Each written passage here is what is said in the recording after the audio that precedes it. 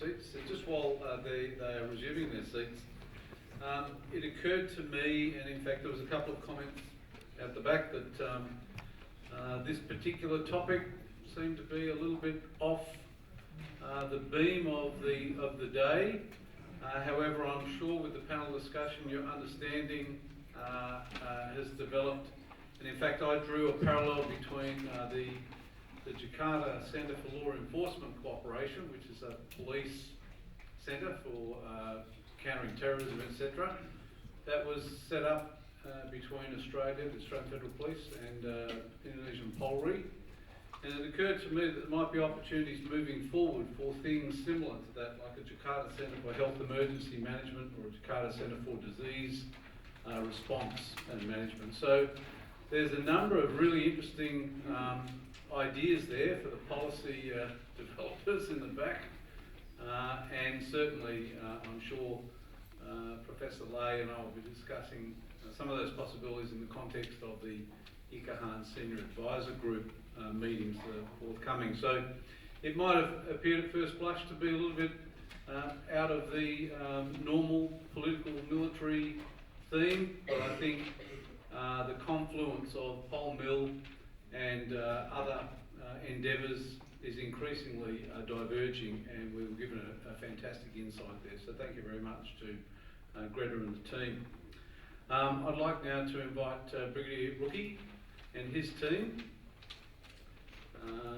Where are we? Rookie, Professor Lay, Professor Lindsay, and Ibu Fifi. Is Ibu Fifi? Yeah, oh, there she is. Please come up. And ladies and gentlemen, can I congratulate you again?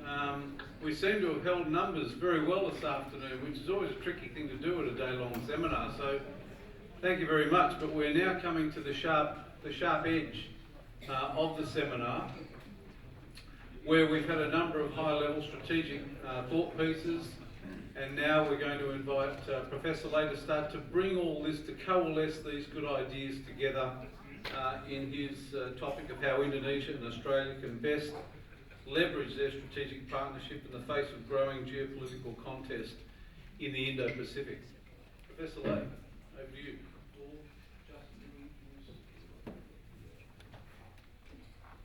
Yeah, thank you, Ian. Ladies and gentlemen, we've left the best to last, as Ian has rightly said. I'm sure Professor Peter will say, whenever we have an audience late in the afternoon between us and a beer at the bar, I'm sure his brief will be insightful.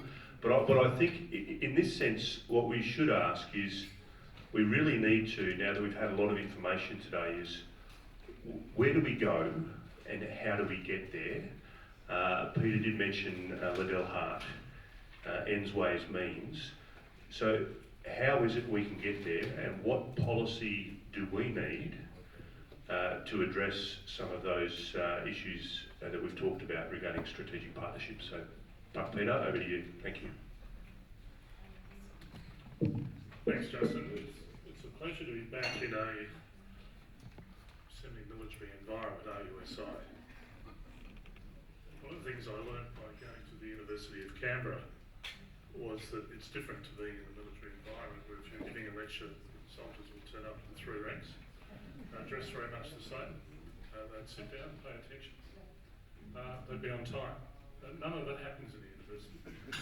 I've learned that at a university, attendance is optional. And I think it depends on what movie is playing or how big the night had been before. Time is an infinitely variable concept. There's no such thing as being on time. And the other thing I've learned is that sleep is a very valid form of academic criticism. So I feel reasonably confident that you might stay awake. Justin, I think, is wrong. I'm not concerned about standing between soldiers or ex-military types and 1 beer. I think it's 3 beers on a Friday afternoon. But I think the added degree of complexity this afternoon is that there's to be some form of protest.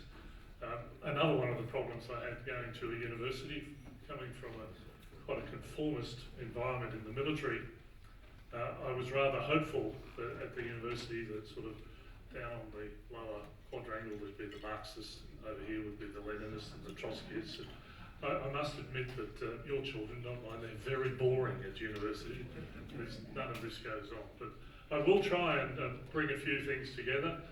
The topic of my talk this afternoon has been quite changeable. Thank you, Ian, and thank you also, Justin. But I thought I would try and bring a few things together, mostly through talking about this Ikahan. You've heard it mentioned a few times, but particularly something we call Ikahan SAG, or the Senior Advisory Group.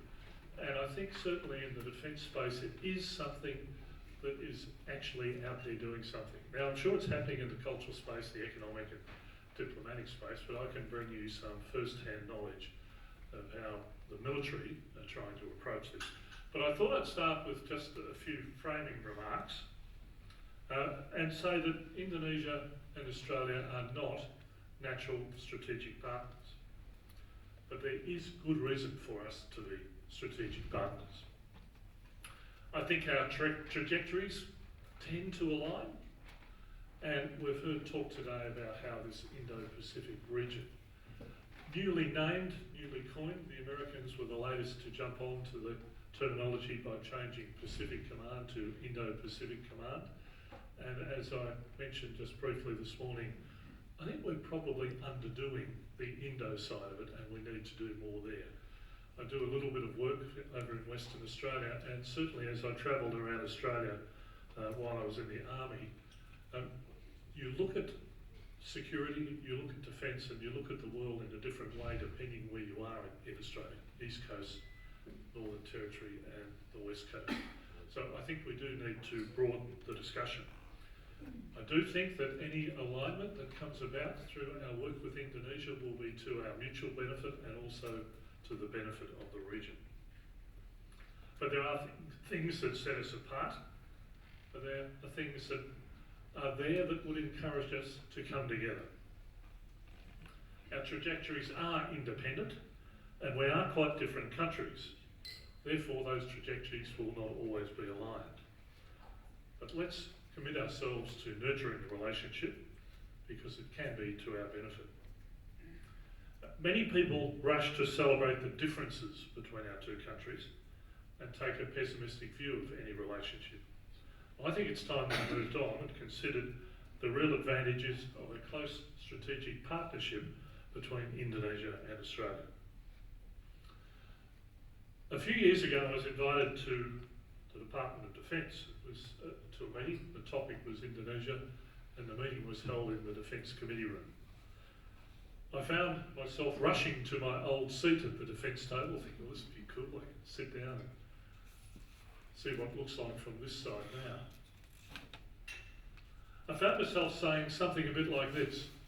For a large part of the last century, our defence chiefs sat at this table and imagined Indonesia to be a threat. I then said that what I thought we needed to do was to build a bridge to Indonesia, as it's a vital part of Australia's economic, diplomatic, cultural, defence and security environment in our future.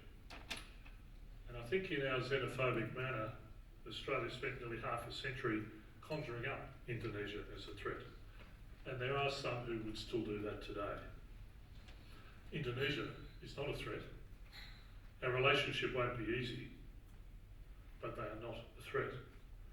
But it wasn't only the defence chiefs who misunderstood Indonesia, so too did and still does the Australian public.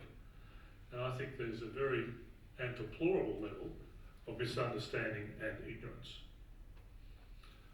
It's a horrible thing to say, but I'd also suggest that it's a bit similar in the knowledge that Indonesians have of Australia. And this is one of the inhibitors on building a close relationship between our two countries. A couple of people have mentioned during the day the 2019 Lowy poll. It's only just come out in the last week or two. And despite Indonesia's presidential election campaign taking place at the same time as the field work for this poll, only 34% of Australians agreed with the proposition that Indonesia is a democracy. 34% of people in Australia think that Indonesia is a democracy. And other results from the poll suggest that 62% of Australians see the economic importance of Indonesia to Australia.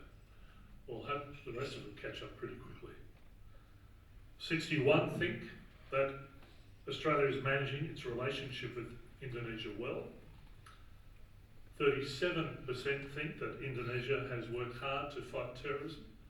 And if you're aware in any way of the work of JC Lek and the Indonesian Special Forces and police and their courts, they're doing a bonza job up there. From previous Lowy polls, we've learned that less than 1 in 4 Australians thought that Indonesia is a country with a good political system. And nearly 3 times as many thought it is a corrupt country. Only 70% of Australians understood that Bali is part of Indonesia. I think most of them think that it's a province of Australia. I'm quite glad that they go there to misbehave rather than where I live. And a majority of Australians incorrectly believe that lawmaking in Indonesia is based on Islamic codes. That's a terrible place to start. We haven't mentioned it today, and I thought Tim Lindsay might have brought it up, but the issue of how much Bahasa Indonesia is studied in Australian primary, secondary and tertiary institutions. It's been declining enormously, and that is a real problem. Tim, do you have any figures on that, or am I putting you on the spot? Yeah. I get my spreadsheets up here, it's good, isn't it? I'll give you my favourite factoid, which is that in 1972, when the population was 30% smaller, there were more children in year 12 doing Indonesian in Australia in absolute numbers than there are now. And the figures have fallen consistently. We're going backwards in some ways. Excuse me. Well, an Indonesian friend once told me that what Indonesia wanted from Australia was a secure southern border. I think we should be seeking the reciprocal from Indonesia. That would be securely in our best interest. In many ways, as a military thinker, I see Indonesia as a shield to our north. As I said earlier this morning, Australia needs Indonesia more than they need us, and we need to come to grips with that. It might surprise many of us to know that Indonesia doesn't routinely focus on Australia. Rather, they look north and think about ASEAN, China, Japan, the United States, and in part recently Saudi Arabia, who turned up with a bucket load of money last year. They're interested in territorial integrity, the growth of their democracy, the sea lines of communications that crisscross the Indonesian archipelago, combating terrorism, expanding their economy, and providing for their growing population. Chinese actions in the South China Sea clearly bother them, as can be evidenced by their renaming of near sections of the South China Sea as the North Natuna Sea. And there was some decent press coverage of that with the President and some of the service chiefs on a naval vessel. I'm not sure how far it was into the Natuna Seas, probably still tied up in Jakarta somewhere, but they are making efforts along those lines. Our interests are intertwined along the seas in the vicinity of Australia and Indonesia. And the American think tank, the Centre for Strategic and Budgetary Assessment, when looking at Australia, referred to the area as a geographic sweet spot. This was in terms of supporting the United States and their pivot, but I think it does focus at that geographic sweet spot. Jim Mattis, as the Secretary of Defence, referred to Indonesia as a maritime fulcrum, and as I mentioned, we've recently seen Pacific Command renamed as the Indo-Pacific Command. We are linked by our geography, we are linked by our history, and it's important that we recognise things. It's important that we recognise that over the last 20 years, Indonesia has moved from dictatorship to democracy. They are balancing Islam and modernisation, have strong growth prospects, and are a leader in ASEAN. I think we all used to look at the Indonesian military and the role Dwi Fungsi and worry along some of those lines. And one of my Indonesian friends, he talked about modernising the Indonesian military. It was talking about getting out of politics and learning to shoot straight. Those are the two things that they thought were important. Well, by the number of times that they've come down here for the Australian Army Skill at Arms meeting and have had our pants down because they can shoot straight, and by the work that they're doing on their democracy, I think we can be confident where the Indonesian military is now. So I think Australia should enthusiastically support and encourage Indonesia's development and work to deepen cooperation and understanding at all levels. I think that's what we've been hearing today. Australia supported Indonesia during the Republic's early years, and the potential to build and sustain a close relationship is strong. It's underpinned by a common set of core values, values of democracy, freedom of speech and an open economy. And I'm sure some of you probably just took a deep breath at what I said there, common values. But think about it. They are a democracy.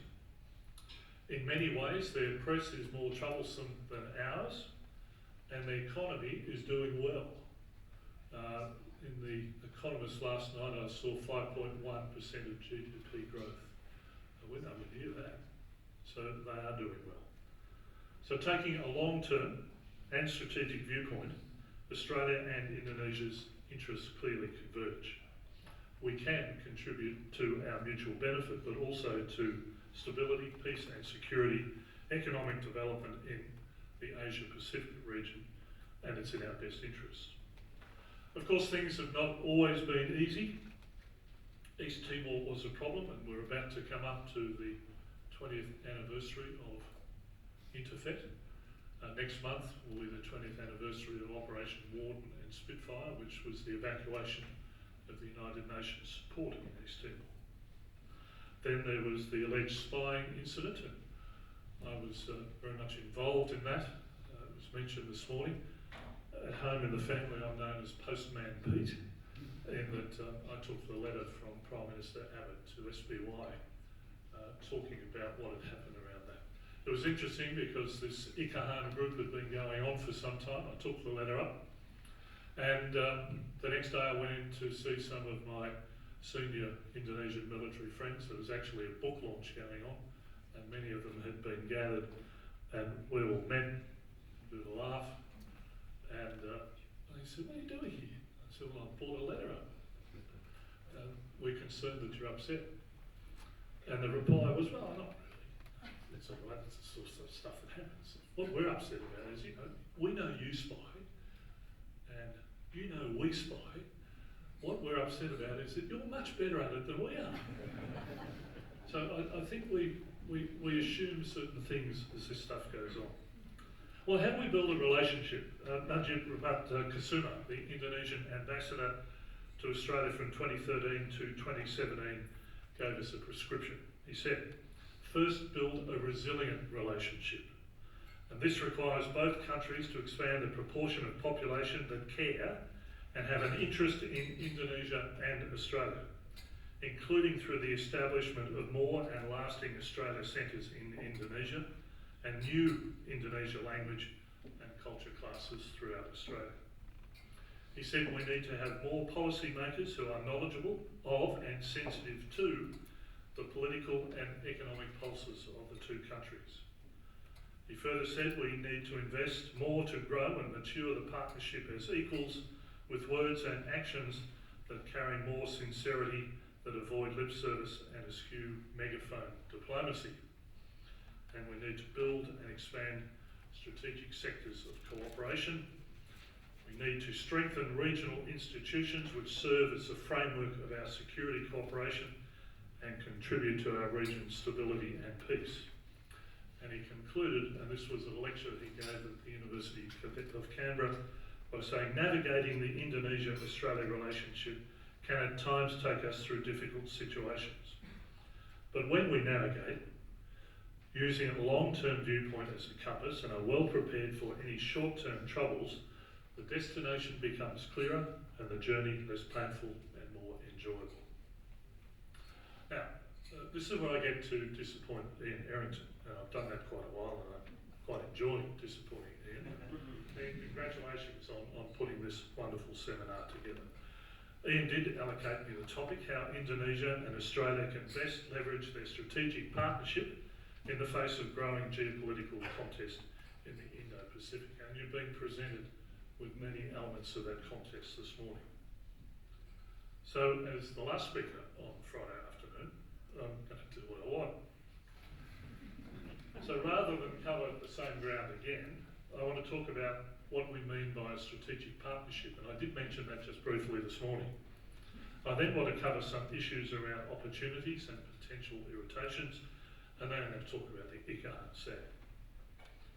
Strategic partnerships. It so happens that one of my PhD students at the University of Canberra is doing his dissertation on the topic of a strategic partnership between Thailand and Australia.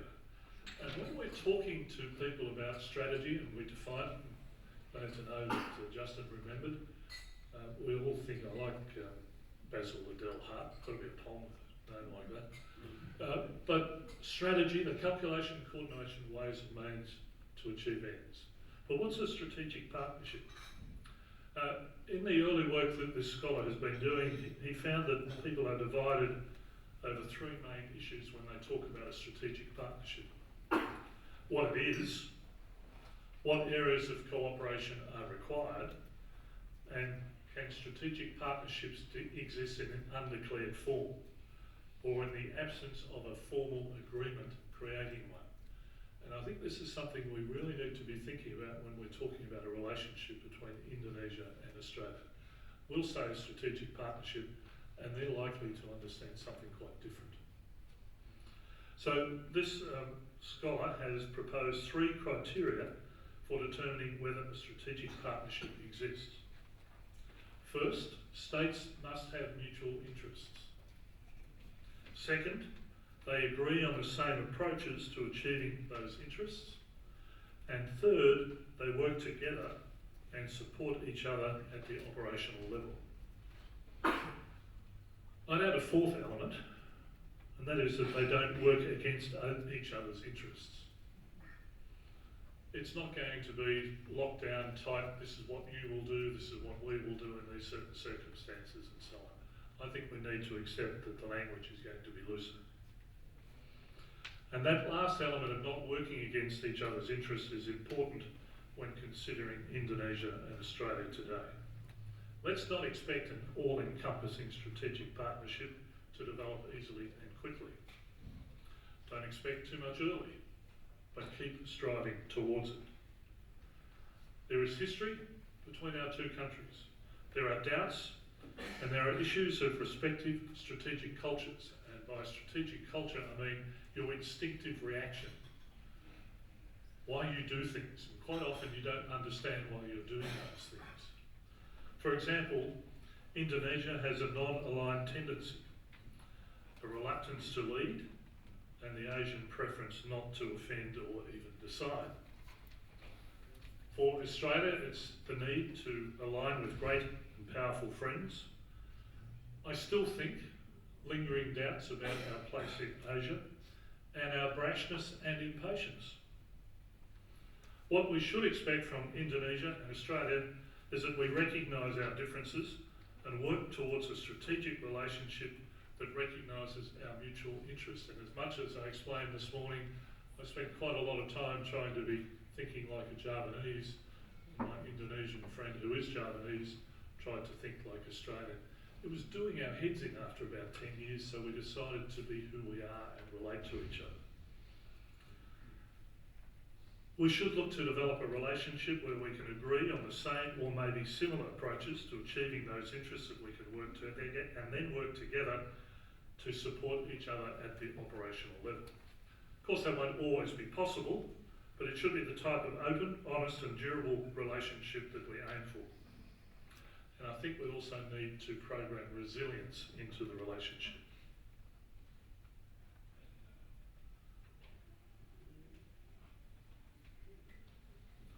It's, as I've suggested, just on 20 years since East Timor. That rocked the relationship. But I think there's been a good recovery through the Lombok Treaty and now the Joint Declaration on a Comprehensive Strategic Partnership between Australia and the Republic of Indonesia. I was one of the first senior ADF military officers back into Indonesia after East Timor, and I'm sure Ian may have been there to shepherd me around. It might have been Gary Hogan or somebody else. It was really uncomfortable until I said, well, hang on, don't blame us. Which president of which Republic of Indonesia wrote a letter inviting the UN forces in? I think we need to be robust about some of these things, but we need to recognise that one of the primary problems that Indonesia has is about territorial integrity. And I know for the times that I visited Indonesia from probably 2002 on, I'd be wound up as we arrived and get off the plane and start saying, Australia respects the territorial integrity of the Republic of Indonesia. Pause. Australia respects the territorial integrity of the Republic of Indonesia. Pause, and just keep saying it. And I think we have to understand that. That's what's important to them. We need to acknowledge that and do something about it. So let me now consider the topic from a slightly different approach. If we are going to build a strategic partnership between Indonesia and Australia, it will require innovation, imagination and patience. It will require tolerance and understanding. I think it will require a maintenance regime and a repair process because we are likely to make mistakes and offend each other. It will require us to discard and adapt old methods and adopt new ones. So let me talk about a process that I think is starting to do that, and it's called ICAHAN. And from the Indonesian Minister for the Defence in 2010, at the time when ICAHAN was formed, I'm quoting him, ICAHAN is Indonesia's first defence alumni with another country. It is a contributor to the goal of Indonesia and Australia working together to strengthen and deepen the people-to-people links that bind the two countries together. It's a defence relationships which gathers Indonesian and Australian military officers that have studied or worked together or even have a passing interest in each other's countries. And Justin informed me yesterday that the current numbers, there are over 2,500 Indonesians engaged with ICAHAN in an active engagement and social program in Indonesia. ICAHAN is sponsored by the Defence Section at the Embassy in Indonesia, where there are around 120 to 150 Indonesians who attend generally monthly functions. So it's active and it's engaged, and I think it's to our benefit. But in addition to that alumni group of 2,500, there's something we call ICAHAN SAG, or the ICAHAN Senior Advisory Group. And the objective of this group is to provide a link between our two governments, provide an advocacy role and advice on how to handle difficult issues, draw lessons from the past in order to nurture the future defence relationship, and explain to our respective governments why things are the way that they are. And in part, I see my Postman Pete role as part of that. There's somebody that knows Indonesians and we can talk to each other, so let's engage at that sort of level. The SAG meets twice a year, once in Australia and once in Indonesia. We've been meeting now for 7 years, and each side respectively reports directly to either, in our case, to the Chief of the Defence Force or to the CDF equivalent in Indonesia, which is Panglima. And we talk to CDF or Panglima before we meet, and we report after we meet. Both delegations report solid and enthusiastic support from their chief, who value the engagement and the interaction. We consist of retired senior military officers from our two defence forces. Probably most of us are retired service chiefs, and in the case of Australia, we can call on at least 5 3-star officers to be involved. Both Ian Errington and I are members of the group. You could probably compare it to third or fourth track diplomacy. Sometimes Justin thinks we're off the track diplomacy, but we are engaged with each other and talking. And I thought further, as I get towards a conclusion, I might talk about the sorts of discussions that we have, how we're going to build that sense of innovation and imagination into a dynamic and mutually beneficial strategic partnership. So So as I've suggested, our work is guided by CDF and Punlima, but at the same time, being senior officers, we don't feel constrained at all by what other people tell us to do, so we make things up. And I think that's part of the way that the thing works. But the broad guidance we have is that develop a mutually respectful and trusting partnership. Enhance the bilateral defence program to include high-level threat responses. Seek opportunities to cooperate on matters of mutual interest, such as extended maritime security to include India. Participate in trilateral HADR exercises with the United States and our two countries. And you can see here we're starting to tick off many of those things that we've been talking about today. Initiate bilateral cooperation in areas such as defence industry, logistics support, medical services, defence governance, education and training, and science and technology. Enhance information and intelligence sharing. And you'd be surprised, frankly, at the level of intelligence sharing that does go on. And enhance bilateral whole-of-government responses to counter terrorism and develop closer cyber cooperation to secure IT networks. So again, a bit further definition. At the latest meeting, and I wasn't there, I was engaged somewhere else, but I can report that the sorts of discussions that occurred at the meeting talked about concerns over foreign political interference, a topic that we were talking about this morning, about political warfare or soft warfare. So the talk covered global and regional security concerns over the resurgence of authoritarian states and their use of communications technology to insinuate their preferences into the politics of opponents and promote their worldviews and political systems as legitimate alternatives to our democracies. We talked about the potential for industry cooperation. The assessment was cooperation in this field had been slow to take off, and largely that was a problem with Australia. And I think more recently, and the attachés, if you want to talk to them later, would report that under some of the industry plans most recently out, there's a requirement for our attachés to be involved in supporting defence industry, and I think that's a good thing. Looking for opportunities to enhance strategic cooperation. The topic talked about projections for Indo-Pacific economic growth, changes in relative power, urbanisation, population growth, the challenge of obtaining objective, verifiable and reliable sources of information. And it does include things like climate change and health and welfare, and a new view of what sovereignty and national security is. National security now isn't just about territorial integrity. It is about how we live in our community, that human security thing. We talk about freedom from fear and freedom from what. So how can we go about rebuilding some of these communities? If any of you remember just how badly damaged Banda Aceh was after the tsunami, and the absolutely brilliant role that T&I played. We had forces up there, we arrived late, and most of the horrible work had already been done. But the role that T&I played and the way that it brought our two militaries together, because we were there sharing. Yeah, there was $1 billion involved somewhat later, but the strength of the relationship was really because of that time on the ground. They talked about opportunities to, I want to go to Papua because that was mentioned a couple of times today. Papua for us is a standing agenda item. It's seen as a potentially very severe irritant in the relationship.